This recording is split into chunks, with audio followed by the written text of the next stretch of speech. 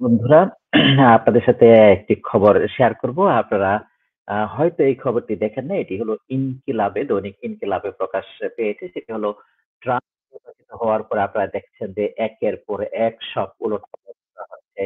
Canada, Mexico সহ ট্যাক্সের আরোপ করেছে। পাশাপাশি চায়নার সাথেও বাণিজ্য একটা ওয়ার শুরু হয়ে গেছে। সেখানেও তারা ট্যাক্স ইম্পোজ করেছে। অন্যদিকে আজকেও কিন্তু চায়না, যেহেতু চায়নার ট্যাক্স ইম্পোজিশনটা কার্যকর শুরু করেছে ১ তারিখ থেকে ১লা ফেব্রুয়ারি থেকে। চায়না আবার নতুন করে তাদেরও কিছু গুডস এর উপরে ট্যাক্স ইম্পোজ করেছে, সেটি ১০ তারিখ থেকে কার্যকর হবে।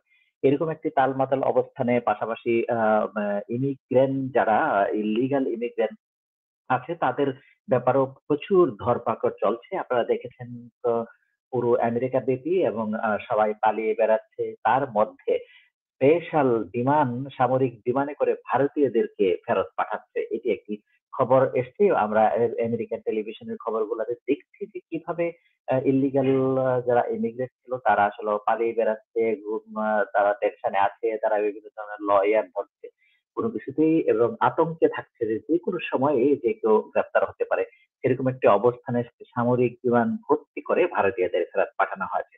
সেটির খবর আসলে বাংলাদেশের যে ইনকিলাবে প্রকাশ পেয়েছে। চলুন আপনাদেরকে সেই খবরটি আগে পড়ে আসি, তারপরে আমরা কথা বলি যে কি সিচুয়েশন চলছে সেটি দেখার জন্য। আমার মনে হয় খবরটি আপনারা দেখতে পাচ্ছেন কিনা একটু কনফার্ম? হ্যাঁ, জি, আপনারা দেখতে পাচ্ছেন। তাহলে চলুন এই খবরটিতে কি লিখেছে দেখি সেটি। ভারতীয়দের লাথি মেরে বের করে দিল ট্রাম্প, শিরোনামটা এরকম করে দিয়েছে যে দ্বিতীয়বারের মতো যুক্তরাষ্ট্রের প্রেসিডেন্ট হয়েছেন ডোনাল্ড ট্রাম্প। আর এতেই কপাল পড়েছে ভারতীয়দের। যুক্তরাষ্ট্র থেকে অবৈধ ভারতীয় অভিবাসীদের ফেরত পাঠানো শুরু করেছেন তিনি। সামরিক বাহিনীর একটি বিমানে করে তাদের ফেরত পাঠাচ্ছেন এই মাস্টার মাইন্ড। আচ্ছা, ভারতের সাথে ট্রাম্পের সম্পর্ক ভালোই ছিল। তবে ঠিক কি কারণে ভারতের প্রধানমন্ত্রী নরেন্দ্র মোদীর সাথে সম্পর্কের এই টানাপোড়েনে, তার কারণ জানা যায়নি এখনো। এবার দায়িত্ব নেওয়ার পরেই ঘোষণা দিয়েছেন অবৈধ অভিবাসীদের দেশে ফেরত পাঠানোর, যার ফলে প্রায় ২০,০০০ ভারতীয়দের ফেরত পাঠানোর সিদ্ধান্ত গৃহীত হয়। এরই অংশ হিসেবে ভারতীয় অভিবাসীদের কিছু অংশ সামরিক বাহিনীর C-17 বিমানে করে ভারতে ফেরত পাঠানো হয়। ট্রাম্প শুধু যে ভারতীয় অভিবাসীদের ফেরত পাঠান তা কিন্তু নয়, ভারত ছাড়াও গুয়াতেমালা, পেরু, হন্ডুরাসের মতো দেশেও সামরিক বিমানে করে অবৈধ অভিবাসীদের ফেরত পাঠিয়েছেন, পাঠিয়েছিল ট্রাম্প প্রশাসন। এদিকে অবৈধ অভিবাসীদের সামরিক বিমানে করে ফেরত পাঠানোর বেশ কিছু ছবি সম্প্রতি প্রকাশ করেছিল হোয়াইট হাউস। তাতে দেখা গিয়েছে মানুষকে সারিবদ্ধ করে বিমানে তোলা হচ্ছে, তাদের সকলের কোমরে বাঁধা রয়েছে চেন, যা নিয়ে সমালোচনার ঝড় উঠেছিল। অবৈধ অভিবাসীদের ফেরত পাঠানোর ক্ষেত্রে প্রেসিডেন্ট ডোনাল্ড ট্রাম্প বাহিনীর সহযোগিতা নিচ্ছেন। এদিকে ভারতীয় অভিবাসীদের এভাবে ফেরত পাঠানো নিয়ে সামাজিক যোগাযোগ মাধ্যমে জুড়ে বইছে সমালোচনার জন্য। কেউ বা আবার বাহবাও দিচ্ছেন আমেরিকার প্রেসিডেন্টকে। শামীম নামের একজন ফেসবুকে লিখেছেন, ভারতের খেলা শেষ, এটা বাইরের নয় যে যা বোঝাবেন তাই বুঝবে, এবার নিজ দেশে গিয়ে আরামে ঘুমাও। সামিরা নামের একজন লিখেছেন, এটা আমেরিকার বাংলাদেশ নয়, সাহস থাকলে ট্রাম্পের পক্ষে কিছু বলো। আচ্ছা, এই খবরটি আপনাদেরকে দেখালাম। আমরা এই খবরটি ইত্তেফাকে বা বাংলাদেশের পত্রিকায় প্রকাশ হওয়ার আগে আমরা কিন্তু যে সমস্ত ইউটিউব চ্যানেল এবং আমেরিকান যে মিডিয়া আছে সেগুলো দেখতে পেয়েছি যে কিভাবে বিভিন্ন দেশের ইমিগ্রেন্টরা আসলে আতঙ্ক রয়েছে, এবং তার মধ্যে বাংলাদেশি ইমিগ্রেন্টরাও আছে যারা আসলে আতঙ্ক রয়েছে। তার মধ্যে একটি বিশেষ একটি ব্যাপার যেটি হলো সেটি যে সামরিক বিমানে করে বেশ কয়েকটা দেশের ইলিগাল ইমিগ্রেন্টদেরকে ফেরত পাঠাচ্ছে, তার মধ্যে ভারত। সেটি একটি আশঙ্কার বিষয়। তবে শঙ্কার আবার ভারত, সেই কারণে ভারতীয়রা আতঙ্কিত ছিল। কিন্তু এই মুহূর্তে আবার আজকের যে খবরটি আপনারা দেখেছেন সেটা হলো যে মোদীকে আমন্ত্রণ জানানো হয়েছে হোয়াইট হাউসে আহ, এই ট্রাম্পের সাথে বৈঠকের জন্য।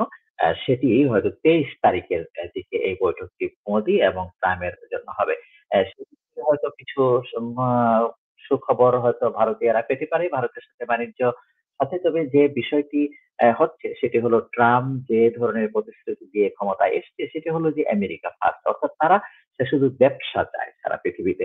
যার জন্য আপনারা দেখেছেন ইউএস এইড যেটা, হ্যাঁ, মানে সারা বিশ্বে আমেরিকার যে সমস্ত দাতব্য সংস্থা এই সহযোগিতা দেওয়া হতো সেটিকেও কিন্তু তারা বন্ধ করে দেওয়ার জন্য পায়তারা করছে। অলরেডি আমরা দেখছি ইউএস এইড এর যে সমস্ত কর্মকর্তারা আছে তাদেরকে ট্রাম্পও বাড়িতে থাকতে বলেছে, অন্তত অফিসে না যাওয়ার জন্য। খুবই উলটপালট চলছে, অর্থাৎ আমেরিকার বর্তমান যে প্রশাসন সেটি আসলে কোনোভাবে আমেরিকা আহ, বড় ধরনের একটি চাঁদা যে জায়গাগুলো দিত, টাকাগুলা খরচ হতো, সেগুলোকে স্পেন্ডিংটা কাট করার চেষ্টা করছে। এবং আপনারা দেখছেন ওয়ার্ল্ড হেলথ অর্গানাইজেশন থেকে বেরিয়ে যাওয়ার জন্য হুমকি দিয়েছে। পাশাপাশি ন্যাটো থেকে বেরিয়ে যাওয়ার জন্য হুমকি দিয়েছে। এদিকে ইউরোপও কিন্তু আশঙ্কাতে রয়েছে যে আহ, আহ, তাদের কেউ বিভিন্ন ধরনের ট্যাক্স ইম্পোজিশন দেওয়া হতে পারে, এবং ইউরোপিয়ান ইউনিয়নের মধ্যেও এ বিষয়ে আলোচনা চলছে। আমি আজকেই পত্রিকা পড়ছিলাম যে ফিনল্যান্ডের যিনি প্রধান মন্ত্রী তারা সে অলরেডি ইউরোপিয়ান ইউনিয়নকে প্রস্তাব করেছে যে আসলে কিভাবে ট্রেড ব্যালেন্সটা করা যায়, কারণ ইউরোপ প্রচুর গ্যাস আমদানি করতে হয়। আর এখন যেহেতু রাশিয়ার সাথে তাদের সমস্যা রয়েছে, এবং রাশিয়া থেকে তারা সিএনজি গ্যাস গুলো নিয়ে আসবে না, কারণ গ্যাস নির্ভরতা ইউরোপের রয়েছে, স্পেশালি ফিনল্যান্ড। সেই ক্ষেত্রে তারা বলছে যে আমেরিকা থেকে হয়তো সিএনজি, এই যে এলএনজি যে গ্যাস, সেটি যদি ইম্পোর্ট করার ব্যবস্থা করা হয়, তাহলে হয়তো একটা ট্রেড ব্যালেন্স হতে পারে এবং ট্রাম্প প্রশাসনও খুশি হতে পারে। সেইভাবে হয়তো ট্রাম্পকে ম্যানেজ করার কথা চিন্তা করা হবে। কিন্তু তারা সবাই আসলে একটু আতঙ্কিত যে খুব বেশি মাত্রায় ট্যাক্স হতে দিবে, কারণ আমেরিকা তার ব্যবসাটাই বেশি চাইবে। এইটাই, তাছাড়া আর বড় কোনো ধরনের সমস্যা হয়তো হবে না। আর ভারত এবং চায়না তো প্রচুর মানুষের দেশ, সেই জায়গাটায় বেশি ব্যবসা ট্রাম্প প্রশাসন চাইবে।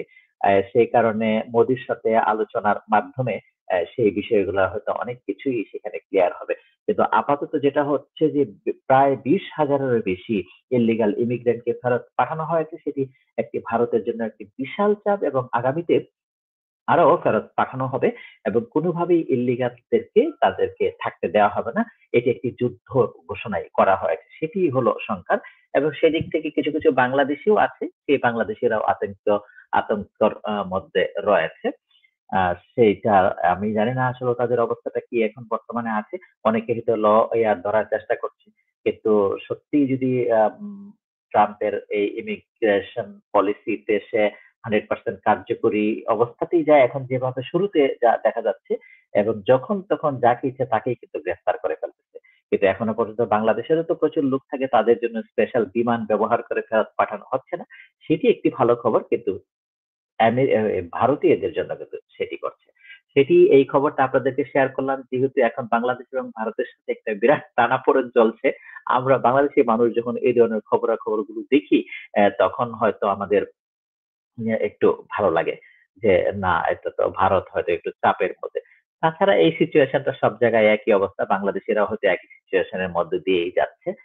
সেটাই, আপনারা দর্শক আপনারা মন্তব্য করতে থাকুন যে ভারতীয়দের এই যে যে ট্রাম বিমানে করে পাঠিয়ে দিচ্ছে, সেটি যেভাবে শিরোনাম করেছে, বাংলাদেশের ইনকিলাব যে লাথি মেরে আহ, বের করে দিচ্ছে ভারতীয়দেরকে, আসলে কি সেরকম, নাকি এটি আসলে ইমিগ্রেশন ইলিগাল ইমিগ্রেন্টদের জন্য যে অভিযান সেটি সমস্ত দেশের ক্ষেত্রে একই রকম হবে, ইভেন বাংলাদেশিদের ক্ষেত্রে হতো এরকম একটি অবস্থার শিকার হতে পারে।